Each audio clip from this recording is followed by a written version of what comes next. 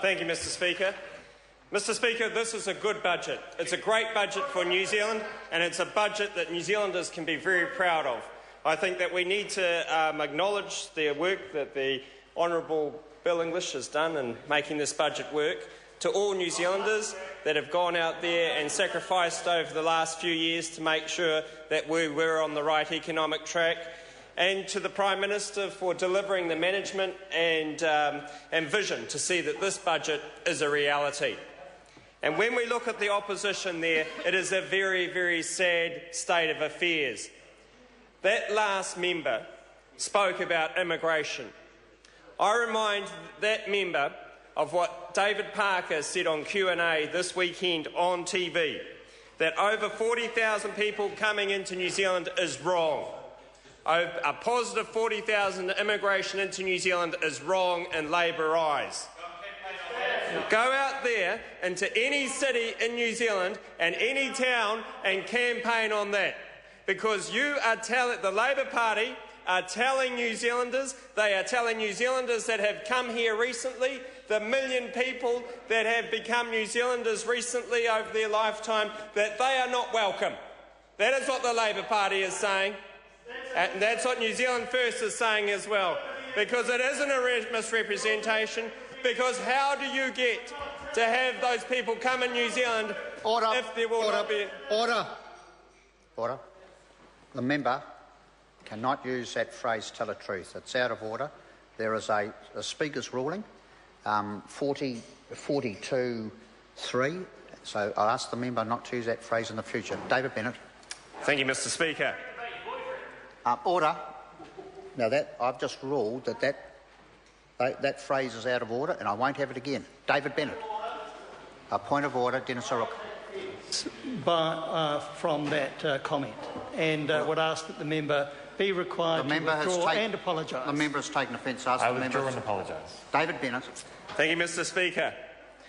To all those New Zealanders out there that have come into this country recently, to all those generations before that were migrants, to all those people that see New Zealand as their future and you at their home, remember the Labour Party is going to have a cap on immigration. The Labour Party will cap immigration.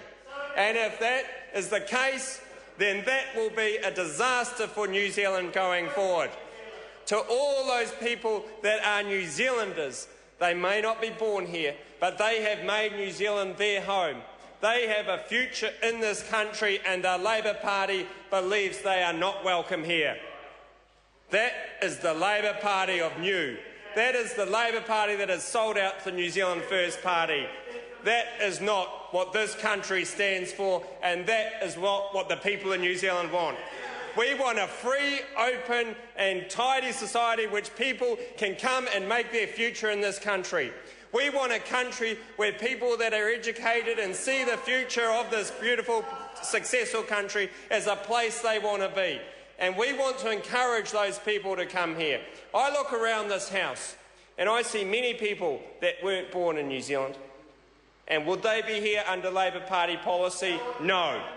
They would not get into New Zealand under Labour Party policy. That's the reality of what the Labour Party is talking about, because stick to the budget. Well, that's what David Parker talked about in Q&A, so it'd be quite good if Ms Dyson actually read what her spokesman said. But you want to stick to some of the facts, OK? In 2008, New Zealand was in recession. Now we've got growth at 4%. Under Labour, mortgage interest rates were 10.9%. Now they're 6%. Food prices were up 10.9% in Labour in their last year. Now they're up 1.5%. House prices were up 96% over the 9 years of Labour. Let's say this again. House prices up 96% in the 9 years of Labour, 28% under National. And when we look at this debate here, the opposition has talked about housing, housing, housing. That's been their focus of debate. Well, New Zealanders, look out there and look at the facts. Under Labour, house prices went up 96%. Didn't see them say that once in their debates today, did you? And when it's only been 28% under the National Government. When we go back to those interest rates, look at those again. Mortgage interest rates under Labor 10.9%, now 6%. All those people that own homes or intend to buy homes or want to be homeowners in the future, remember that the biggest issue you will face as homeowners will be interest rates. Interest rates under Labor, 10%. Under National, 6%. For new homeowners, that is the biggest issue they will face, is whether they can pay their interest on their debt. And that is the point of difference between the two parties, because this budget is a budget that delivers a surplus. And by delivering a surplus, we reinforce as lower interest rates as possible in the New Zealand economy. The other option was to have a borrow and spend Labor, New Zealand First budget that would have put interest rates back up to that 10%. That's what would have happened under an opposition budget. Under this budget, the New Zealanders get interest rates at 6%. Electricity prices up 72% under Labor, 20% under National. Current account deficit 7.9% under Labor, now 3.4%. And 3,000 New Zealanders a month were leaving this great country under a Labor government, but they're all coming back now because they see the future in this country. This is a good budget for New Zealand. This is a budget that delivers the economic credibility that New Zealanders have been looking for. It delivers a surplus in the most trying of economic times. It delivers the rebuild to Christchurch. It delivers the infrastructure to Auckland. It delivers the future for all New Zealanders here and those yet to become New Zealanders.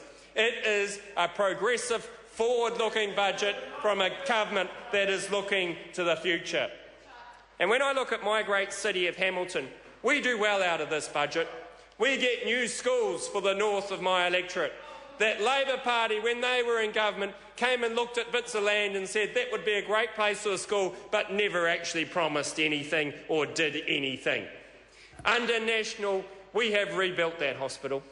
Under National, we've made the road to national significance a reality and the Waikato Expressway a reality. And Julianne Genter and the Green Party and the Labor Party will not support that road going past this election. And that is something the residents of Hamilton are very much aware of. In this budget, there was spending on the Southern Motorway in Auckland. Every dollar spent in Auckland infrastructure is good for Hamilton.